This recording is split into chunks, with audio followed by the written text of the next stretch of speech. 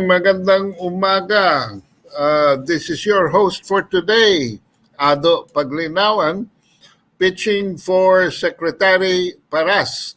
As you very well know, Secretary Paras has been appointed Presidential Advisor for Political Affairs, pretty much acclimating to his new government position and its newfangled requirements.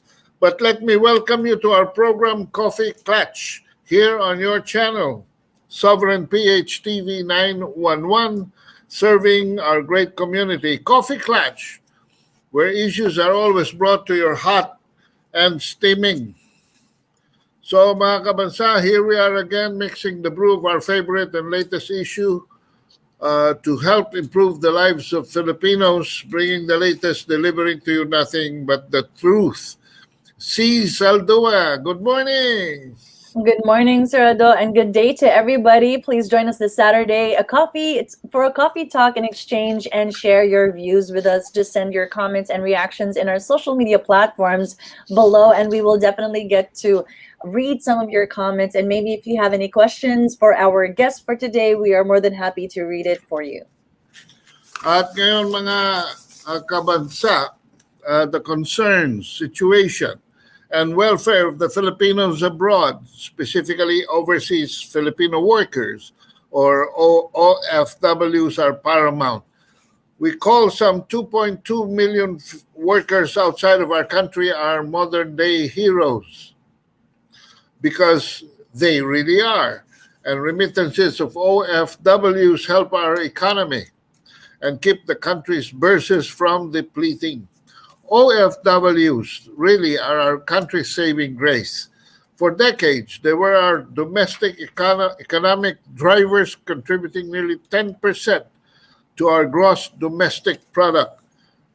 Did you know that during the pandemic, our OFWs sent to the country 29.9 billion, and this is slightly lower lang than the 30.1, maliit lang po ang diferensya, than 2019. It is understandable, but we are surprised na the difference was so negligible, if I may say so. One factor could be that 300,000 actually lost their job abroad, but for some reason, tatanungin natin ang ating guest, kung bakit parang may compensatory factor.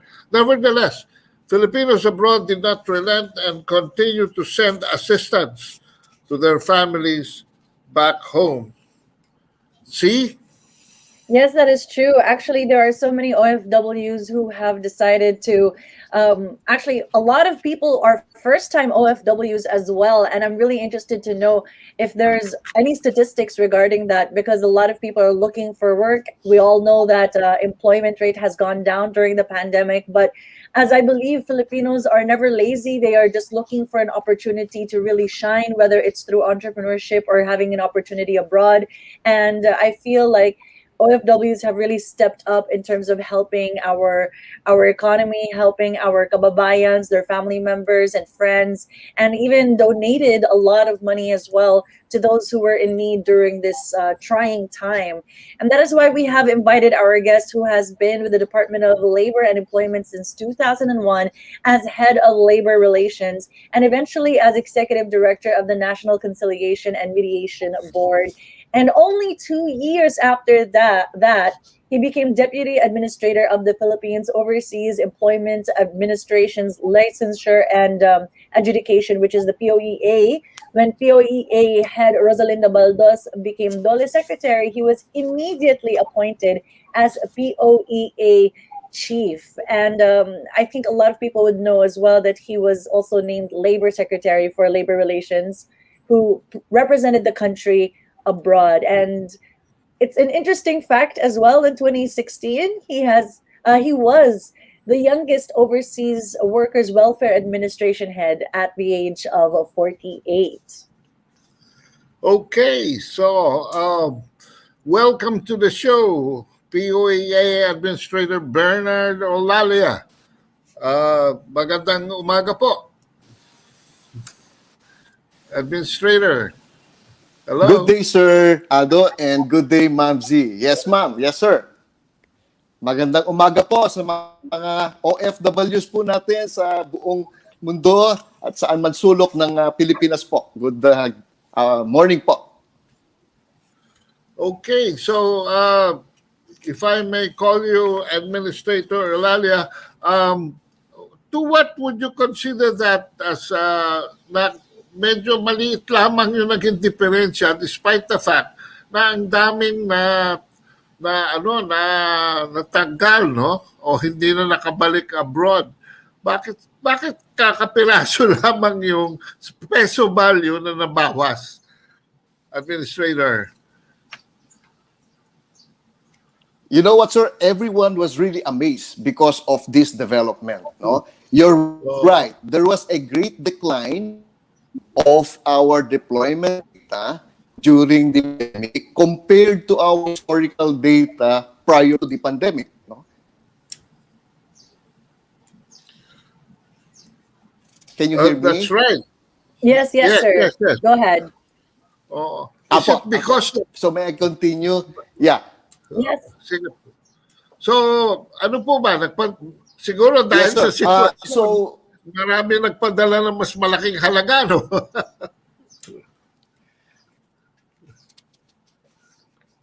alam niyo, sir, frankly speaking, the Filipino spirit is there even these times of the pandemic. Yun po ang totoo, no? Tayo pong mga Pilipino, in times of crisis, we usually render our help to our relatives, especially during these pandemic times. That's the truth po. One important factor to consider also is that during this pandemic, a lot of our OFWs, particularly the balik manggagawa or the returning workers, they are able to return back to the Philippines.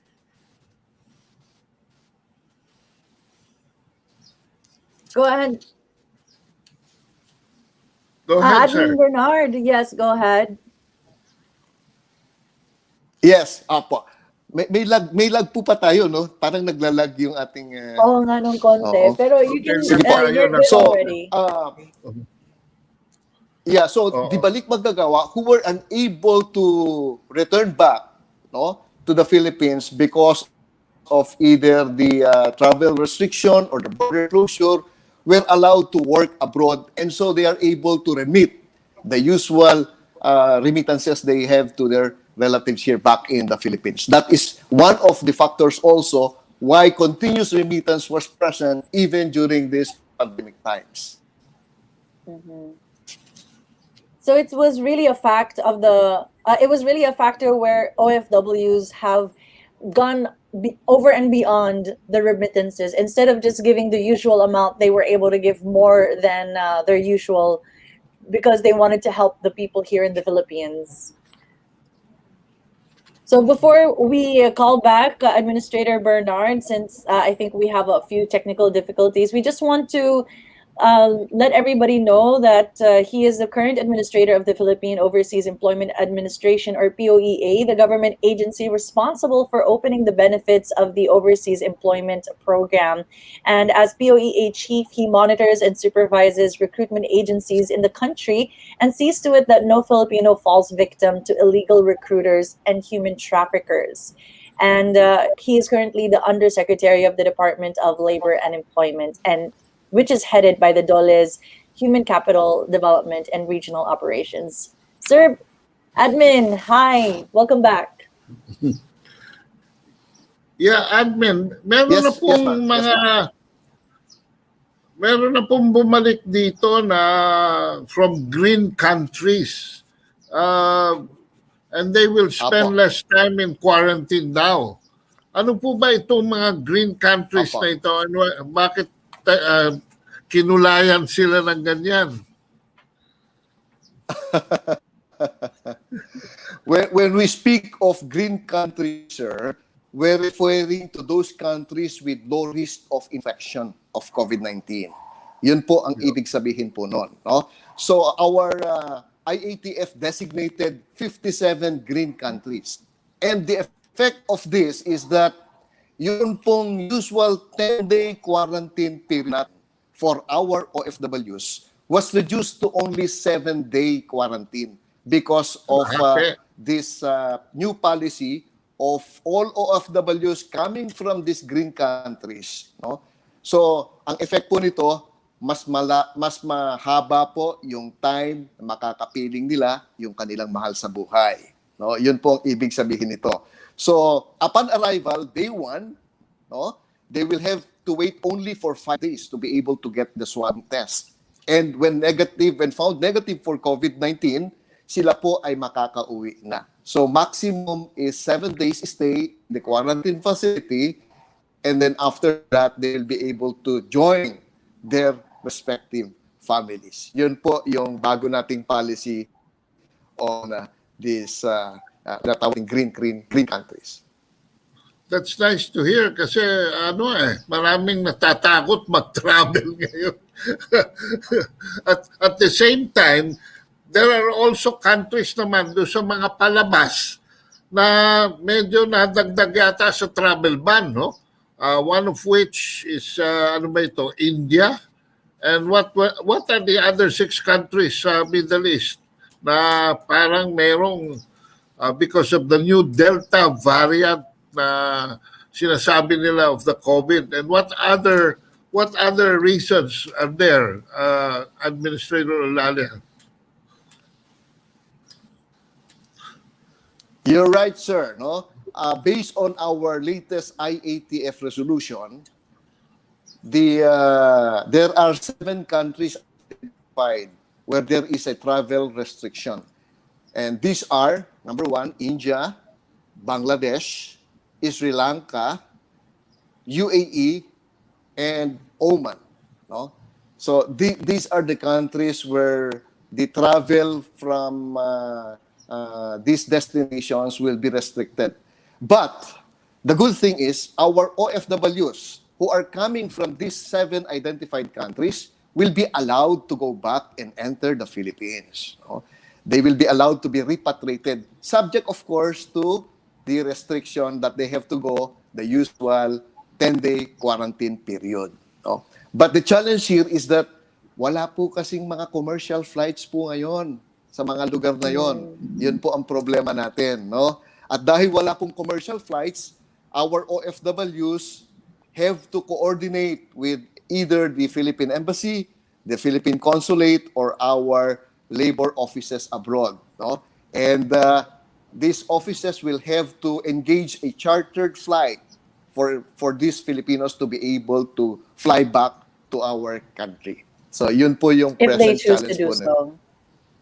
Yes, ma'am. Tama po. Admin, I would like to ask also, this is for the 7-day quarantine, this is regardless of whether they have the vaccine or not. Is that right? Yes, ma'am. The vaccine, whether a person is vaccinated or not, does not matter once you are considered an inbound OFW, no? But there's also a good thing here. If the OFW can show an international vaccination card, no? Pag meron po silang ipinakitang international vaccination card or meron po silang ipinakita na vaccination pass coming from the Polo, which are verified by our labor attaché, then yung pong OFW.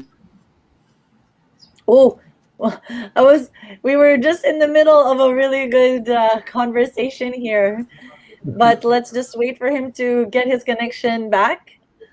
But that's really a very interesting thing about the vaccine, because right now I think more than just the quarantine, the conversation has shifted to vaccination, and I'm wondering also if, for example, if they haven't been vaccinated, are we going to accept them still in the country, or once they are in the country, would they be subject to vaccination for free? Yeah, and I am happy na medyo adaptive yung government regulations. Hindi siya naghihintay, no? They're always advanced or anticipating something for the good of our OFWs. Okay, we have Admin Bernard Olalia again. And ito po mga seafarers natin na admin. As of last month, there have been about 45,000 seafarers allowed to leave the country for different destinations. Ito po ba ay indication na yung Yes, sir. OFW na seafarers is slowly recovering na?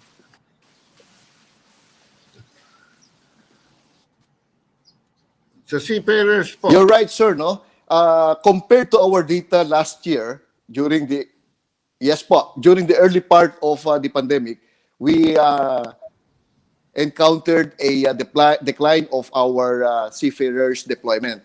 But early this year of 2021, the deployment starts to pick up, no? Tama po kayo, ang average ng deployment natin on a monthly basis ng ating seafarers is around 40 to 45,000.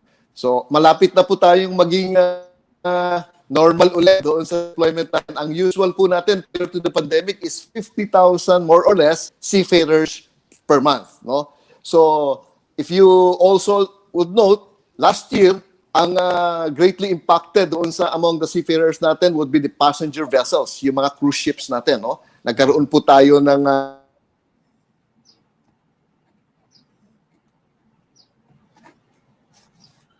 Yeah, and remember these cruise ships were na-standby lang, no?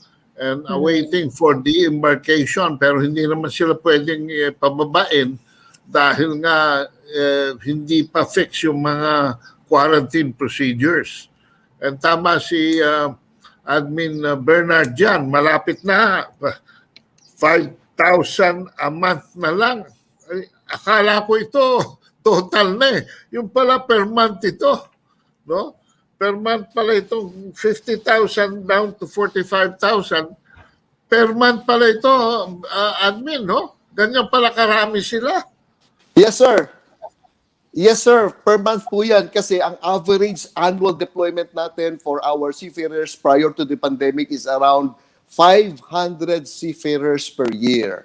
Ganun po karami yung deployment po natin. Opo. So, 45,000 per month po yan during this recent 2021 deployment. So, may mga bagong kalalabas lang po ba na guidelines for, say, deployment or arriving OFWs and perhaps even arriving foreign partners of OFWs? Meron po ba mga bagong developments that have come up in the last week? You know, sir, we at POAA, being the regulatory body, we came out with a lot of intervening policies during the pandemic. This is to help the ailing industry, particularly our private recruitment agencies and licensed manning agencies, no? The POAA allowed an automatic extension of expiring licenses that fell during the pandemic period. So, isa po yun. No? So, meron din po kaming automatic extension ng accreditation po ng ating mga foreign employers, no? Na nag-expire during the pandemic. And in addition to the automatic extension that we granted to the stakeholders of the industry to help them during this pandemic, meron din po tayong mga interim guidelines that we issued, no? Etong interim guidelines na ito, the intention here is to facilitate the deployment of our OFWs. We established green lanes for the deployment of land-based and sea-based workers. Ang intention po natin dito is in spite of the border closure, in spite of the travel restrictions, we identified and recognized our OFWs as important and relevant workers, essential workers. Oh no. This is really going to be a difficult. This is what we've been talking about in the government. It has to be better Wi-Fi, better data for everybody. But nevertheless, despite the technical difficulty, we're getting a lot, see? We're getting Yes, a lot that's true. from Admin Olalia because itong mga ibang data rito, and I'm taking notes, no? because I want to develop a press release for this interview. And ayan, it's starting to show again. I hope you can hear me, admin. Yes, sir. I can hear you loud and clear po. Oho. Pero Yes, alam please niyo, continue. sige. You were saying something. Yeah, we would like for Admin Bernard to continue what he was saying earlier. Okay. Yeah. In addition to the enabling policies that we issued, no, to afford a help, a big assistance to our stakeholders like the PRAs and the LMAs, we also launched a lot of online services during the pandemic. No, ito pong mga online services na ito will help our OFWs to be able to reach our services kahit po may border and may mga health protocols. No? One good example, of course, is the job fair. Previously, ang job fair po natin is in person or physical. During the pandemic, ginawa po natin itong online jobs fair. So the OFW has to click the link dun sa POA website, and then they will be able to submit their biodata and upload them on online also, and the process will allow them to be selected and be able to get work using the online platform. So yun po ang kagandahan doon. Apart from this jobs online, meron din po tayong ni-launch na mga online services, yung legal services po natin, no? You need to go to POA to be able to order the service of our POA focal offices. All you need to do is to link the online platform, makakapag-engage na po kayo ng mga POA lawyers kung ano po yung mga pangangailangan po ninyo.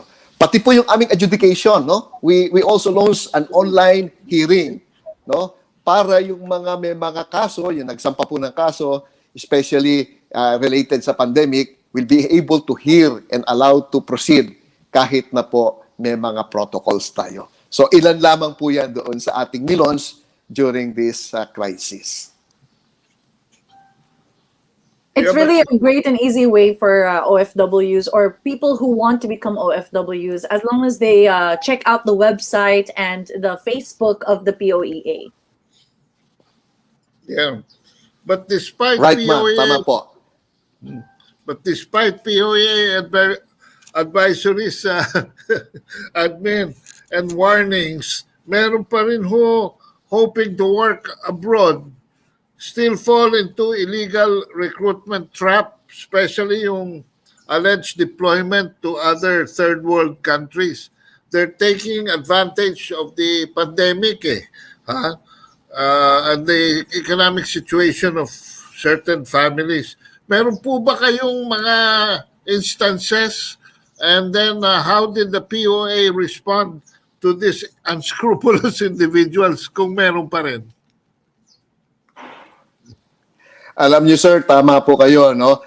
During this pandemic, there are a lot of illegal recruitment activities going on using the social media, no? We are able to track a lot of website, like for example, mga FB pages, FB posts, no? Offering job opportunities here and there, trying to lure some of our OFWs to get employment abroad, instructing them to pay for placement fees, service fees, and any type of fees, no, that they could collect illegally from our OFWs. So what we did is that we engaged our social partners, especially yung pong Facebook natin. We requested a lot of pages, a lot of posts to be taken out so that hindi na po sila makakaloko, no? In addition to that, we also issued a lot of labor advisories, no? Consistently and persistently instruct.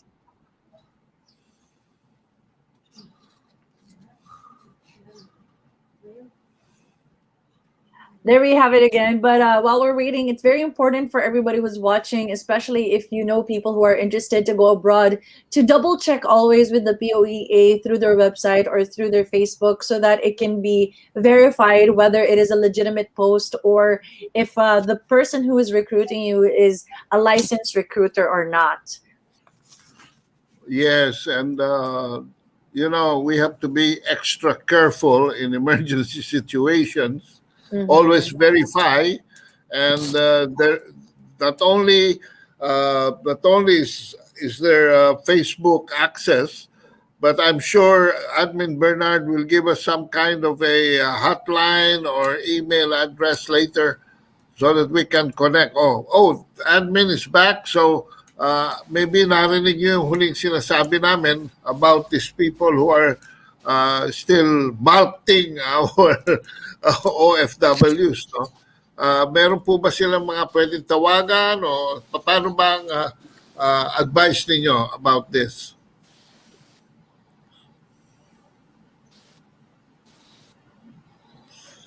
Yes, sir. You're right po, no?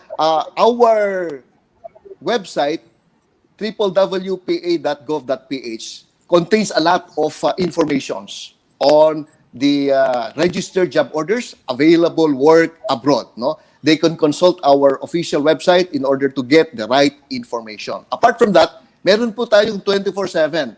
Yung pong landlines natin is 87-221-44. Okay? Or 87-221-155. So yun po yung ating hotline numbers where POA officers will be able to address some of your most important questions.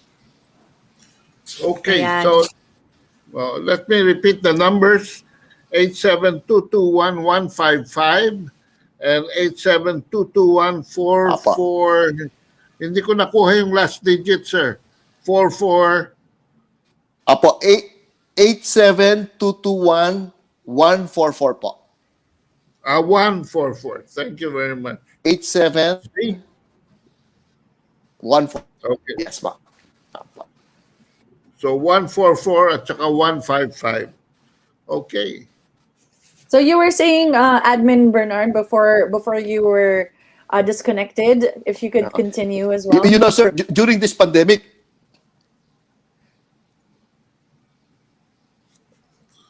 yes, ma'am. One of the more important issues during this pandemic is the deployment of our HCWs, or the healthcare workers.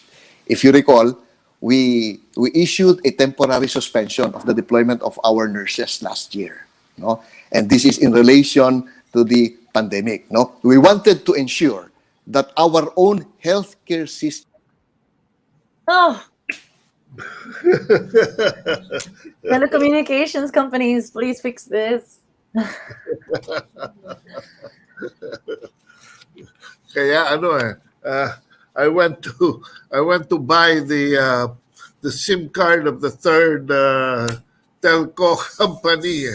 Para, but I'm sure the administrator will be back shortly. It's just a matter of queuing it back. Yung signal niya nagfa-fluctuate. So we just have to be, please bear with us on this. Ang isa pa kasing issue, Z, yung isolation ng OFWs. Oh, he's coming back again. Who arrived here on vacation. Tapos hindi na nakaalis. Stranded. Yeah. But let us hear him come back on the healthcare workers muna bago tayo magpunta rin sa mga bakasyonistas. Yeah, maybe he can finish first his thought from earlier. Hi, sir, admin. About the frontliners po, the medical frontliners. Yes, sir. So, go ahead, admin. Yes, sir. I was talking about our frontliners, no? Especially our beloved nurses who wanted to also get employment abroad during these pandemic times. No? As I was saying, because of the pandemic here in our country, no, we have to take care first of our own healthcare system to see to it that we have our nurses around during this pandemic. So what we did, our IATF issued a resolution last year temporarily suspending the deployment of our healthcare workers, particularly our nurses. No? And we all know that the Philippines is one of the source of nurses in all destination countries abroad. Favorite po kasi ng lahat sa buong mundo ang ating mga Filipino nurses. And kung makikita po ninyo, yung demand po for nurses last year, no? Doubled, no? Ibig sabihin talagang napakalaki ng demand. Besides from the pandemic, there's a labor shortage in a lot of destination countries.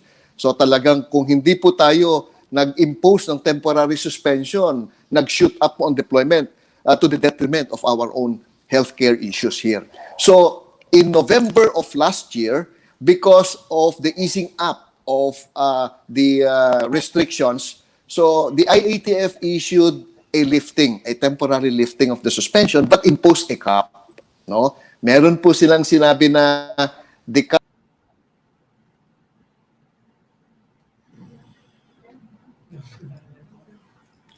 Okay, back to it. We just have this technical difficulties again.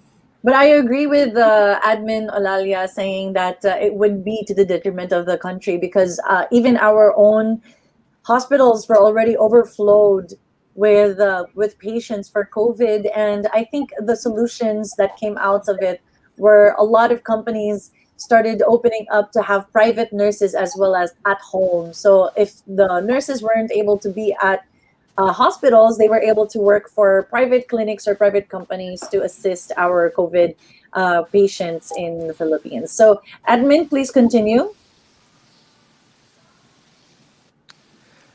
Yeah.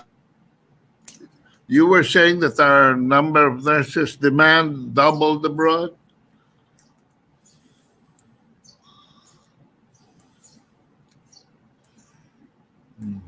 Nurses. Oh no. Hello? Freeze. Yeah, hello? Yes. Yes, sir. Continue. Please continue. Am I online already? Online? Yeah, sorry for Yes, sir. Anyway, because up to track the number of deployment is January 1. So,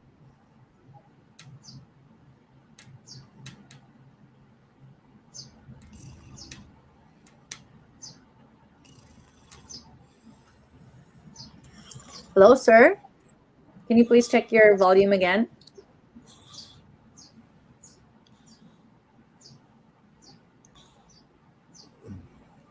Mike naman yan.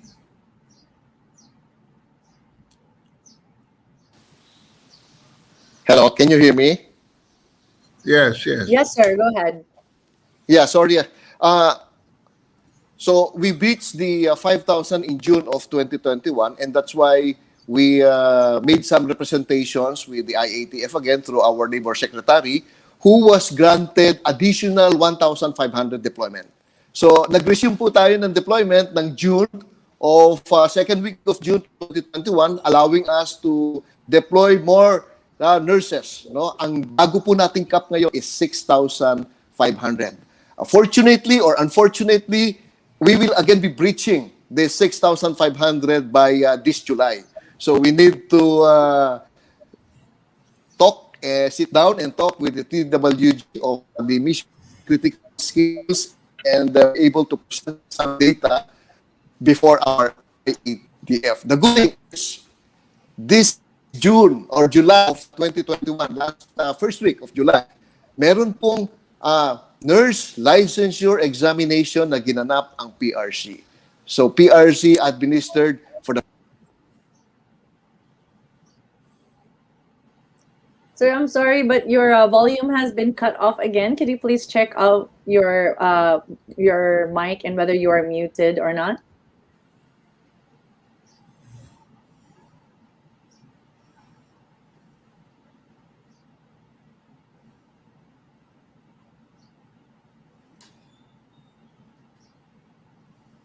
Hello?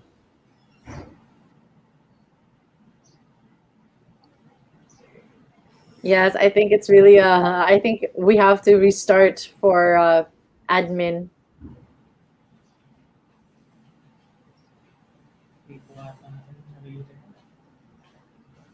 Sa audio po niya may problema. Yes.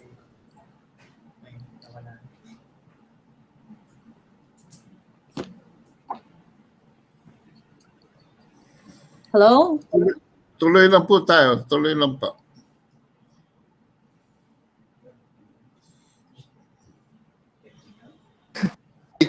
Uh, so we were granted additional 1,500 to the intervention of our labor secretary by the IATF. So bago nating saving is 6,500. No? And because of the trend of the continuing demand of nurses abroad, we expect that before the month of July ends, we will again be breaching 6,500. Meaning to say, we will have to get some available data, especially from the supply side of our OFWs, like nurses, no? And the good thing is, as I said a while ago, this January or July 3 of 2021, PRC administered the PRC nurse licensure examination where no less than 9,800 applicants took examination. Wow, that is really a great news because it's very important that we have our incoming nurses finally taking the licensure exam that they were supposed to be taking last 2020. So at least we have a replenished supply of nurses and we can continue to support them here within the country. And maybe some of those who were already scheduled to go abroad, those who really worked hard for their papers, they might be able to also pursue their dreams. Another area of concern, admin, is ito po mga nagbakasyon lamang. I think, partner, we have to wait for Sir Bernard again to connect with us. Maybe we can have a few more questions before we can end the program so that we can probably have a part 2 with admin Olalia next time. Because I feel like this might be dragging out a little bit more than it should because of the unreliable connection for the Wi-Fi. I agree. What would be our next question? I think he's there. Hi, Yusek. Our next question for you. We'll just have a few more before we end our program. Okay. There are some OFWs that have been isolated here for an extended vacation that they intended. Yes, ma'am. Yes, sir. Can you hear me? Oo. Parang na-extend yung bakasyon nila. Naipit sila. 2 weeks lang Yes, sir. ang kanilang naging mandatory. How were you able to bridge this since yung kanilang mga employers started getting impatient abroad?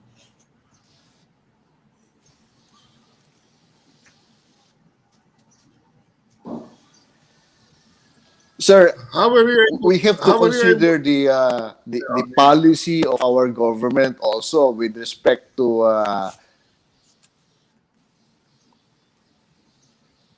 yes, sir.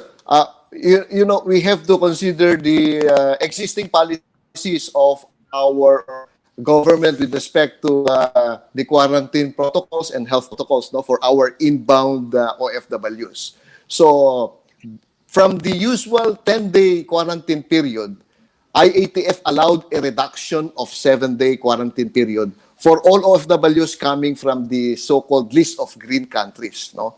Especially if they can show an international vaccination card or their vaccination is validated by the labor attaché of the different polos, and the labor attaché would issue a validated vaccination card. Then OFWs can avail of the 7-day quarantine period. Meaning to say,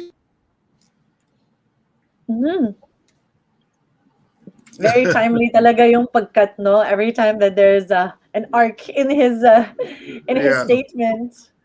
Kung kailan papataas, no? Maybe you can guide it to next session kasi so we can avoid this, and we will just edit down our material now so we could and ask him Z for also his parting shot para we can just put this all together in an edit. Yeah. Diba? Pagbalik niya.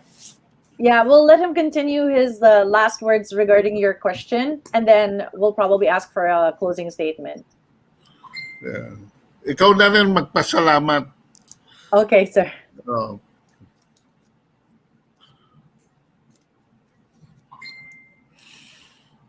Very important po kasi ang OFW ngayon kasi ito ang ating ito ang ating bread and butter. Yeah, it's definitely our lifeline, this pandemic. It was so reassuring for the administrator to be able to tell us that the Filipino spirit intervened, and despite the fact na nabawasan tayo ng napakaraming workers abroad, I think I mentioned that earlier, lalo pang dumami, no? And we were only, I think, a few million short of the regular income that we get from the OFW industry. In and out, we were being briefed by the administrator of the POEA on the different adjustments that were done by government in order to cope up with the changing situation on the ground, especially as the pandemic was getting lighter or heavier in terms of adjusting quarantine periods, adjusting into online services. So, marami po mga flexibilities. So, could you pick up from here? Yes, Yusek, please continue your last statement. Yeah, as I was saying, because of this flexibility of our government policy with respect to the quarantine protocol, we are able to allow our OFWs to enjoy lesser period in the quarantine facility and more period for them to be able to enjoy their families during their period of stay and vacation before they go back again to their destination countries. Alam niyo po, ang napaka-importante po, no? Ang POA during this pandemic period, kasama po lahat ng ahensya po sa mga OFWs natin, we are at forbearance regulation. Importante po yun, research protection and employment facilitation. So, po yung ating emphasis during these pandemic times. Huwag na po muna yung regulation, no? Importante po ngayon, we preserve the jobs that our OFWs have abroad. And we continue to provide them with the right protection and promotion of their welfare during this pandemic. Yes, that is really true. And hopefully all of the OFWs who are listening or those who are inspiring to be OFWs will also find a way for your barangays or local government units to make sure that you get vaccinated ASAP. Is there any type of vaccination that they should be aware that they should be asking for? Because from what we understand, each country has their own preferred vaccination. So should they be picky with their vaccination, or should they just get whatever is available for the OFWs have? Because for everybody else, you should get what is available. But for the OFWs, because of certain international concerns, we have to emphasize. The question is, do we have to emphasize on a certain brand of vaccine?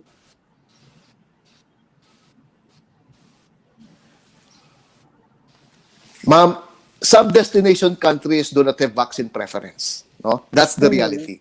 Some of the governments, foreign governments that allow our workers, entry of our workers, do not specify any preference of vaccine.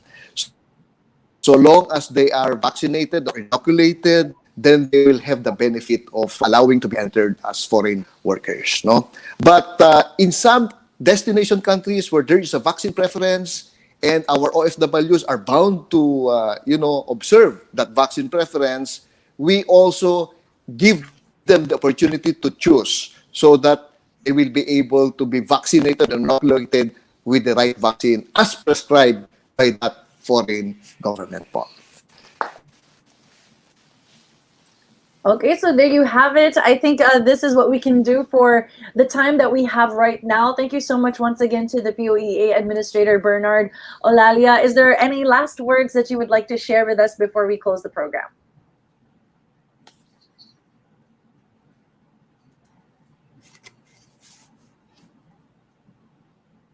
Any closing remarks, sir? I think Oh, he's stuck again. yeah, he went off the air.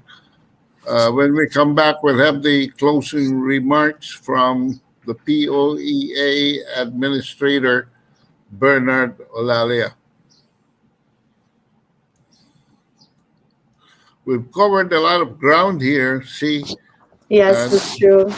I did not expect some surprises, especially when it comes to not just the flexibilities that the POEA has shown, but likewise its priorities. And the safety, of course, comes first. So, Z, True. could you, yeah. Yes, you said if uh, administrator, if we could ask for your closing remarks.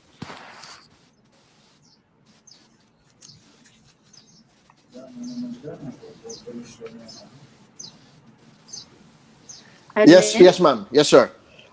Again, thank you for the invitation and my apology for the weak connection of my Wi-Fi. Hello?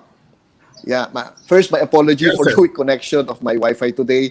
Uh, we talk about a lot of issues about the OFWs, and we at POA will always be here for our beloved OFWs. Alam po ninyo, ang marching order po ng ating mahal na presidente ay palagi po tutulungan po natin lahat ng OFWs natin, especially in times of crisis like this, no? So, napakadami pong challenges during this pandemic, especially in our repatriation, in the deployment of our OFWs. But the good thing is, we have our big heart for our OFWs. Tuloy po yung ating serbisyo kahit po panahon ng pandemya. Tuloy po yung gagawin natin pagtulong sa kanila kahit po maraming challenges. And we will always be here for our OFWs, ang bagong bayani ng ating bansa po. Salamat po. Maraming salamat, Okay, maraming salamat. admin. Okay. So there we have it, guys. Go ahead, To Sada. say that, yeah, go on, see. Oh, go ahead, sir. I was letting you go first. Okay.